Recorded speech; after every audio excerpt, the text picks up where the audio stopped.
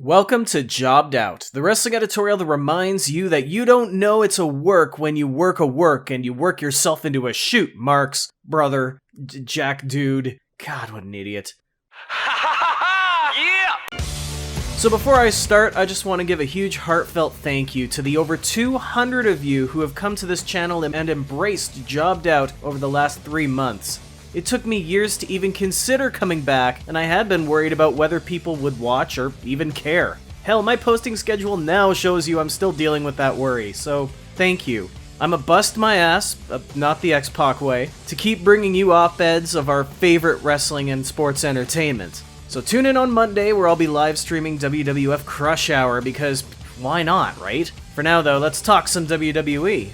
So it's been a week and a half since the largest layoff in pro wrestling since WCW went out of business. Of course, the release stars are all serving their 90-day no-compete clauses, as if there was some place they could compete in right now, except for one notable name, Drake Maverick, who just this week competed and lost in his first of 3 interim Cruiserweight title tournament matches, despite knowing that he's effectively out of a job by May. Now, whether the WWE realized that he was already pre-booked at the time of the release, or it was just a slip in judgment, Maverick offered and is offering to go out the way all wrestlers want to go out, putting others over in a farewell tour.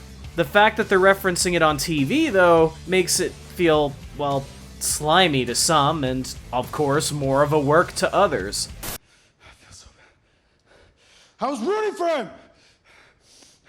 So, fans have begun to speculate, as we often do, about whether his firing is a total work, and whether he's either re-signed or was never truly released by the WWE. So I want to break this notion down for a second.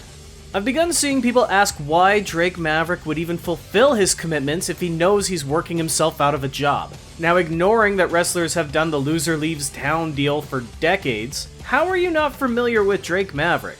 This is a guy that used his own wedding, his real-life wedding, to film stuff for the 24/7 championship. Now don't worry, they had a real ceremony before filming a second one with R-Truth. This is a guy who, when his apparatus meant to make it look like he peed his pants to convey fear failed, peed his pants on command as to not waste the moment.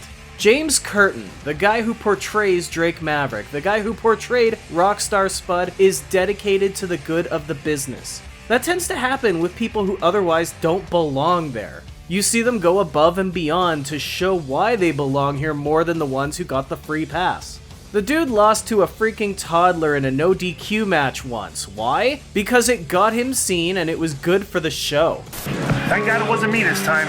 Drake Maverick was placed on a list along with over 24 names, many of which are not going to be coming back to the WWE.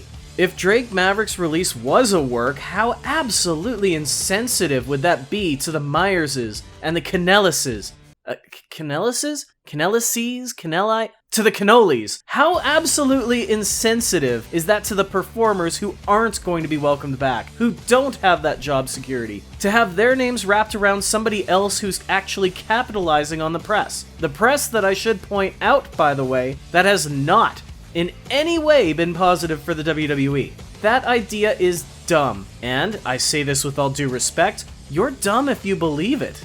Now, I've seen people comparing the Drake Maverick story to the Heath Slater story in 2016, which, I'll admit, was probably my 3rd favorite storyline from that whole year behind the Shield hot potatoing the WWE Championship and the rise of James Ellsworth. Before they turned him heel. But Heath Slater was not future endeavored at the time. Heath Slater was just a one-man band with no brand. You can't compare the two. Hell, you can't even compare this to the Matt Hardy deal, because Matt Hardy was released and then was used after the release to invade the show.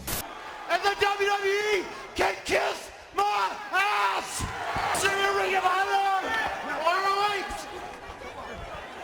This is a guy who is told, we're gonna let you go, but we want you to serve the notice, instead of paying him to stay home like everybody else. And I think that's the way Drake would want to do it, to go out performing. The guy's career motivation's never been to make a ton of money or to be the world champ. He's motivated by his ability to make the environment around him better. He did it in Impact, he did it on Raw, he's doing it on NXT, he contributed to a lot of the House Hardy stuff in TNA, and he's been willing to use his personal life for the better of the business around him. I can relate to that.